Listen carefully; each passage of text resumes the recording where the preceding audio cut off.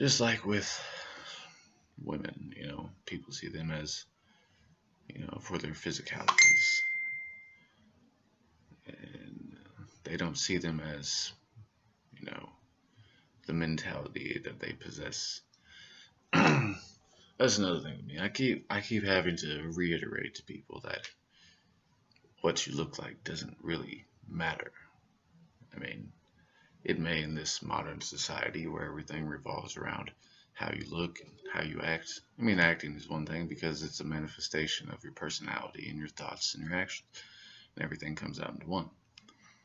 But how you look should have no effect, although it does in this society because we are ruled by looks and, you know, everything that makes you you is gone.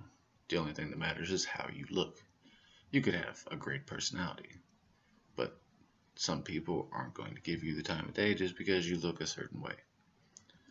Okay, I mean, I've studied sports nutrition and health, you know, and I try to encourage people to exercise and do good things, but it's like leading a horse to water, but you can't make him drink. I can give you all the advice necessary to lose the weight or to do what you need to do to get to where you want to be. But if you don't take that advice and add your own motivation to it, then it's really one ear and out the other. It's not wasted on my part because you have the information. It just may take you longer to get to that point to realize it, come to an epiphany of sorts. The only thing that I see wrong with the world is the fact that there's these stigmas that everyone's worried about. These stigmas that you have to be this and you have to be that. Well, unfortunately, with all those stigmas put in place from the time that you're a kid to the time you grow up, you're fed these stigmas over and over and over. And so you're no longer really you. You're a manifestation of the stigmas that you've been taught to be. Okay, if my head is really shiny right there. I just noticed that. Anyway, that's irrelevant to the conversation. But like I was saying, if you grow up in a world that tells you that if you're not pretty, if you're not skinny, if you're not in shape, then you're not going to be successful. Well, that's just completely false. I mean, it's all about your motivation, your ambition. And if you have ambition, it doesn't matter what you look like. It's about who you know and what you know. And that's the only way to get ahead in this world.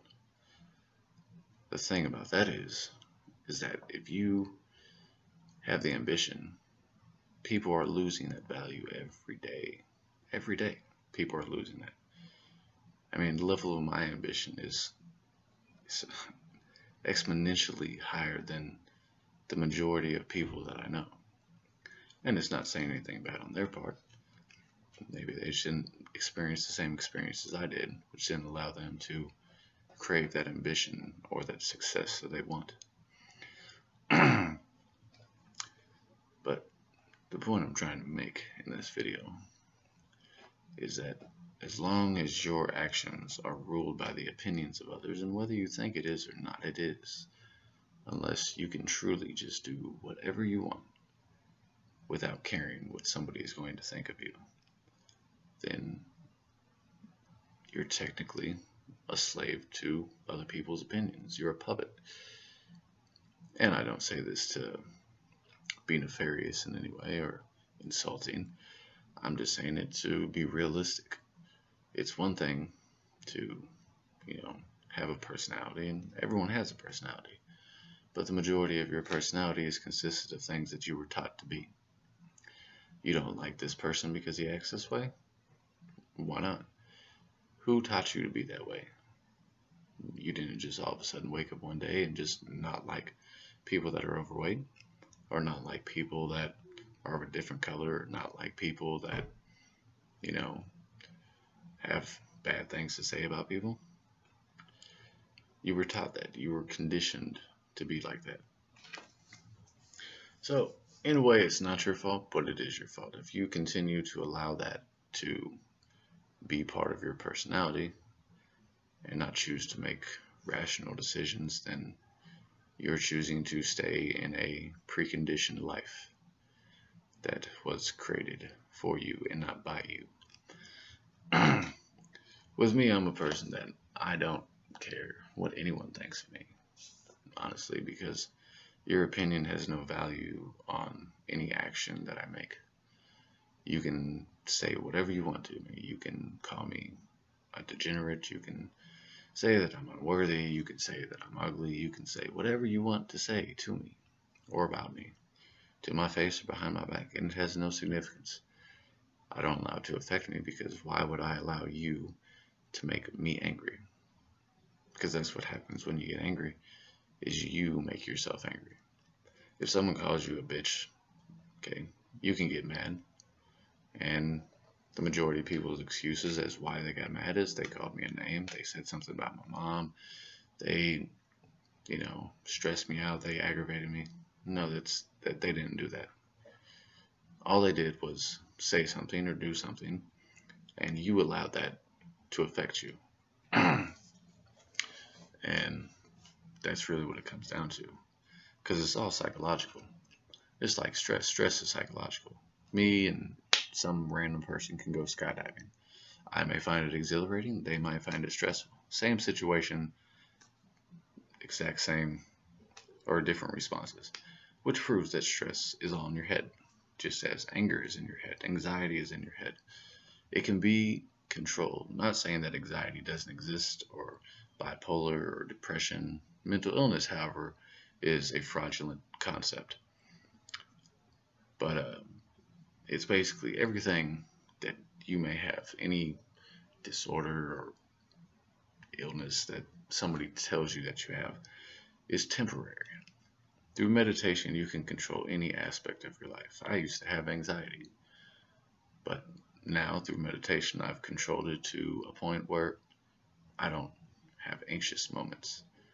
But I do play out hypothetical scenarios in my house all the time. Or not my house, but in my head all the time, which is essentially my body's house. But that's irrelevant. The point is, you have to do what you have to do to be happy.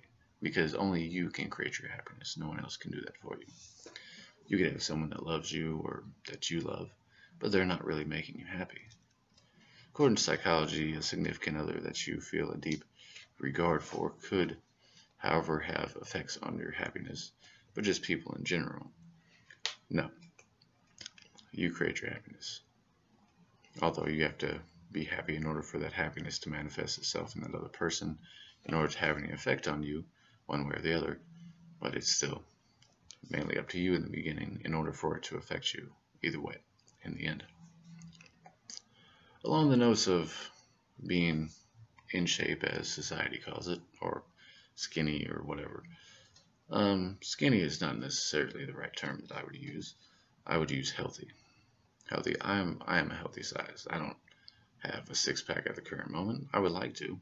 Well, simply because the more in shape you are, the longer that you'll live. And I try to promote the same to people that may seem to be struggling with weight issues. And I try to tell you, it's not the fact that you're any less attractive than someone else, because attractiveness is in the eyes of the beholder, as they always say. Scientifically, it's all the same. The symmetry of your face, what you sound like. People with deeper voices are more attractive to females, and people with higher voices are more attractive to males. There's just so much I can go into, but I won't at the moment. But the point I'm trying to make is the healthier you are, the longer that you'll live. Granted, if you don't, get hit by a car, or come into contact with radioactive poison, and if you do, hopefully you turn into a superhero or some kind of genetic mutation that allows you to do something that no one else can do, because that would be pretty awesome. Don't mind me, I just got done watching Deadpool again. That's a great movie. The point I'm trying to make is I try to promote health and fitness to people. not saying that, I don't say people need to lose weight because you're not attractive or you're not, you know, any kind of pulchritudinous. But the point is,